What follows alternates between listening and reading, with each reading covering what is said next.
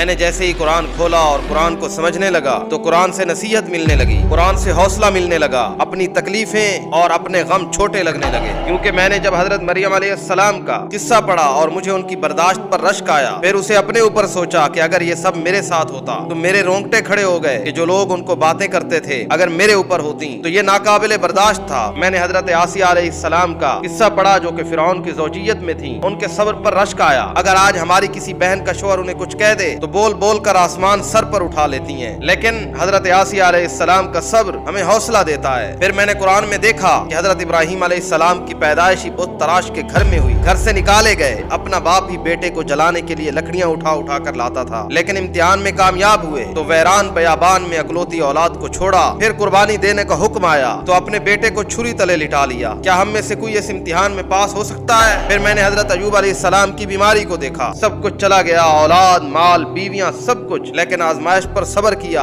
آج ہے کسی میں کوئی اتنا صبر؟ پھر میں نے حضرت یوسف علیہ السلام کو دیکھا کہ بچپن میں ان کے والد سے بھائیوں نے دور کر کے کنویں میں پھینکا، پھر غلام کے طور پر قیمت لگائی گئی، قید کاٹی لیکن صبر کیا، اور اس کال کوٹھڑی کے اندر بھی اپنے رب سے راضی رہے۔ کیا ہمارے اندر اتنی جرت ہے؟ کیا یہ ہم سب کچھ کر سکتے ہیں؟ پھر میں نے رسول اللہ صلی اللہ علیہ وسلم حضرت محمد الرسول اللہ کو دیکھا جنہوں نے یتیمی میں آنکھ کھولی، پھر ماں بھی چھوڑ گئیں اور آزمائشوں سے زندگی بھری ہوئی تھی، اور آزمائشوں کے بیچ میں نبوت کے مقام تک پہنچے، جنگ پہ جنگ لڑی اور دشمنوں سے مسلسل آزمائش کی زندگی کو برداشت کیا۔ کیا آج ہم یہ سب کچھ برداشت کر سکتے ہیں؟ تو آپ کو کیا لگتا ہے کہ قرآن نے جو سب کچھ بیان کیا ہے یہ محض قصہ کہانیاں سنانے کے لیے کیا گیا؟ ہرگز نہیں۔ قرآن نے یہ مثالیں سنا کے، یہ سب کچھ سمجھا کے ہمیں بتایا ہے زندگی گرم صحرا کی تپتی دھوپ کی مانند ہے۔ ہمیں گرم ریت پر لیٹ کر سینے پر بھاری بھرکم پتھر اٹھا کر ہمیشہ یہ کہنا پڑے گا کہ میں اللہ پر یقین رکھتا ہوں، میں اللہ کی ہر رضا سے راضی ہوں، اور یاد رکھو کہ اللہ کی جنت اتنی سستی نہیں ہے کہ ایسے مل جائے۔ ہمیں ان انبیاء کی سنت پر چلنا ہوگا،